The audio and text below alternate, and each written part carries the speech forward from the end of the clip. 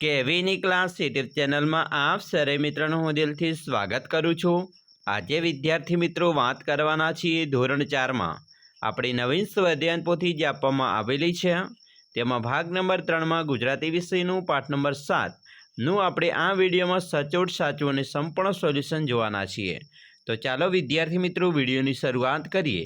તેના પહેલાં તમે ખાસ કરીને ચેનલમાં નવા આવેલા હોય તો વિદ્યાર્થી મિત્રો ચેનલને અવશ્ય સબસ્ક્રાઈબ કરી વિડીયોને લાઇક અને શેર કરવાનું પણ ન ભૂલતા। તો વિદ્યાર્થી મિત્રો પાઠ નંબર 7 નખમ ધખમ ધડા પડા બૂમ, જેની અંદર સૌપ્રથમ આપણે પ્રશ્ન નંબર 1નું ચિત્ર જોઈને પ્રશ્નોના જવાબ આપવાના છે તેની વાત કરીશું।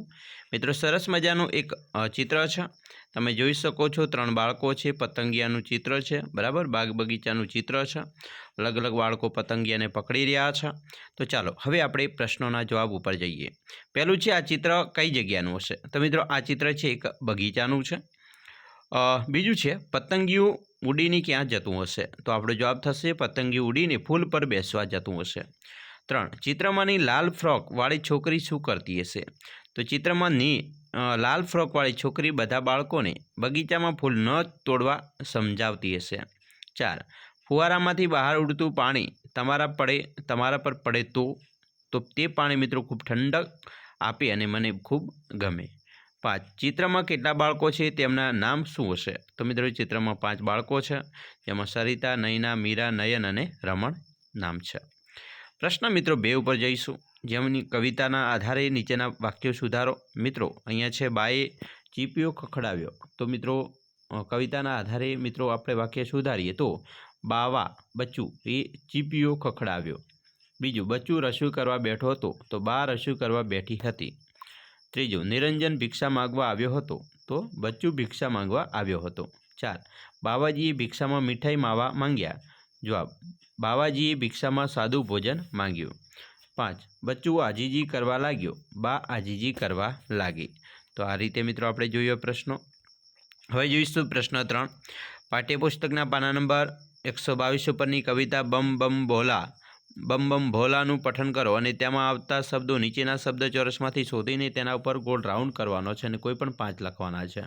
તો મિત્રો ઓટો છે, જે અહીંયા આપેલો છે, ભિક્ષા છે, બરાબર, આજીજી છે, બરાબર મિત્રો, અહીંયા છે આજીજી, ચીપિયો છે અને ભભૂત છે, બરાબર। તો આ રીતે આપણે ગોળ રાઉન્ડ કર્યા।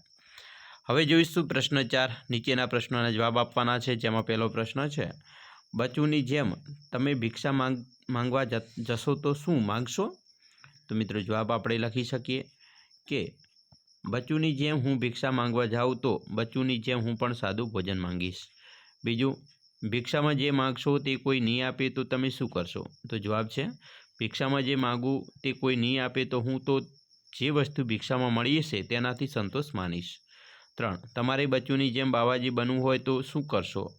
તો મિત્રો મારે બાવાજી બનવું હોય તો હું ભભૂત લગાવીશ, મોટો અંબોડો બનાવીશ, ચીપિયો લઈશ, બાવાજીના કપડાં પહેરીશ।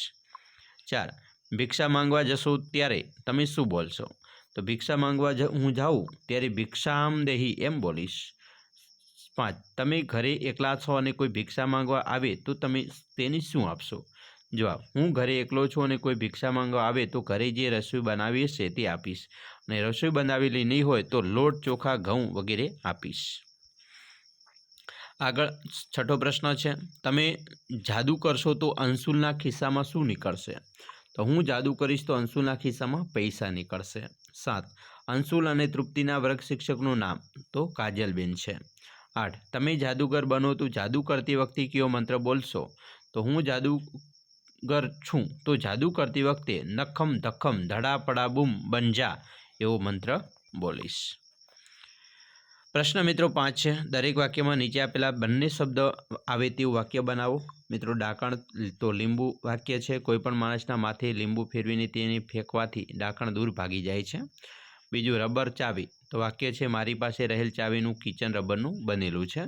જામફળ તો બંગડીમાંથી પસાર થઈ જાય એવડા મોટા જામફળ હતા। દુપટ્ટો તો ચૂનાનો ભૂકો ઉડતા મારો દુપટ્ટો બગડી ગયો।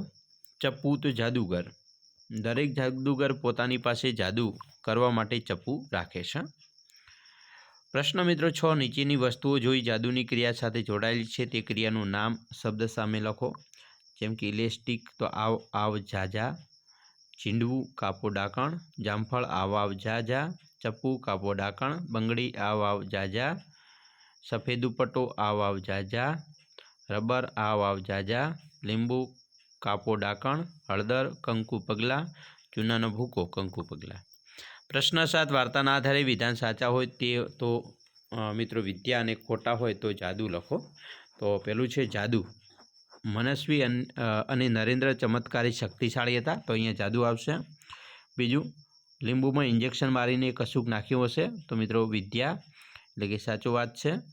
ત્રીજું, તૃપ્તિએ પગના તળિયે હળદરનો લેપ કર્યો, તો વિદ્યા ખોટું છે. જ્યોત્સના પેન્સિલ ઘરે ભૂલી ગઈ હતી, તો વિદ્યા ખોટું છે.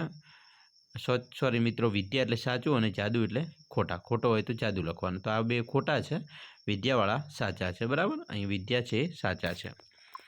પ્રશ્ન 8 ઉદાહરણ મુજબ શબ્દોમાં જરૂર ફેરફાર કરો ને લખો. તો મિત્રો અહીંયા ઉદાહરણ મુજબ ક્રમ છે. બરાબર, ક્રિયા છે ખાવું, અગાઉ ખાધું, અત્યારે ખાઉં છું અને હવે પછી ખાઈશ. એવી રીતે રમવું, રમેલો, રમું છું અને રમીશ. હસવું તો હસેલો, હસું છું અને હસીશ. નમવું, નમેલો, નમું છું અને નમીશ. તરવું, તરેલો, તરું છું અને તરીશ. લખવું, લખેલ, લખું છું અને લખીશ. તો આવી રીતે લખાશ. પ્રશ્ન મિત્રો 9 છે. કૌંસમાં આપેલા શબ્દોનો ઉપયોગ કરી ઉચિત ફેરફાર સાથે ખાલગ્યા પૂરો. અહીંયા મિત્રો છે ખાલગ્યા અમે રમકડા ખરીદવા જવું, તો જઈશું. બરાબર, ગઈકાલે કાજલના કાકાના લગ્ન હતા, હોવું તો હતા. ગઈકાલે બધા બાળકો બગીચામાં હતા, હોવું તો હતા થશે. આવતીકાલે બધા વિદ્યાર્થીઓ પ્રવાસમાં જશે. આવતીકાલે જઈને જ્યાં ઝડપવા જશે. બરાબર, એના પછી પ્રશ્ન 10 છે મિત્રો. દરેક પ્રશ્નમાંથી શબ્દોને શબ્દ જૂથ પસંદ કરી વાક્ય બનાવી લખો. તો અહીંયા મિત્રો જોઈએ, પહેલું છે આજે મારે રસોઈ કરવાની છે. બીજું, ગઈકાલે મેં ફિલ્મ જોવા ગયા હતા. ત્રીજું, ગઈકાલે કમલ અને દિશા રમતા હતા. 4 આવતીકાલે મારે રસોઈ કરવાની હશે. અને 5 આવતીકાલે કમલ અને દિશા રમતા હશે. પ્રશ્ન 11 અહીં થોડા ભૂલવાળા વાક્યો આપેલા છે, એનું સાચું વાક્ય વાર્તામાંથી શોધીને લખો. તો ભૂલવાળું વાક્ય અને મિત્રો સુધારીને વાક્ય લખવાનું છે. તો પહેલું છે તે સાથે તૃપ્તિ અને બંગડી જામફળ બાજુ માંડ્યા ખસવા. તો સાચું વાક્ય છે તે સાથે જામફળ અને બંગડી તૃપ્તિ બાજુ ખસવા માંડ્યા. બીજું વાક્ય છે તેનું સાચું વાક્ય મિત્રો થશે કદાચ તમારી વસ્તુ જાદુગર અંશુલના ખિસ્સામાંથી નીકળે. ત્રીજું છે એનું સાચું વાક્ય છે રજૂ થાય છે જાદુના ખેલ, જેને રજૂ કરે છે જાદુગરણી તૃપ્તિ અને જાદુગર. ચોથું છે તેમાં આવશે જામફળ, રબર અને ચાવી ખસ્યા તે સાચું, પણ તે કોઈ જાદુ નથી. અને 5 દુપટ્ટો પર ચૂનાનો ઝીણો ભૂકો છાંટેલો છે. બરાબર, તો આવી રીતે આપણે જાદુ અરે સાચા વાક્ય લખ્યા. વિદ્યાર્થી મિત્રો, આવી રીતે તમારે પણ સ્વાધ્યાય પોથીની અંદર સોલ્યુશન છે કરવાનું છે. અમે આશા રાખીએ છીએ તમને આપણો વિડીયો ખૂબ જ ઉપયોગી નીવડશે, અને ખાસ વિડીયો ગમે હોય તો લાઇક, શેર અને સબસ્ક્રાઈબ કરવાનું પણ ન ભૂલતા.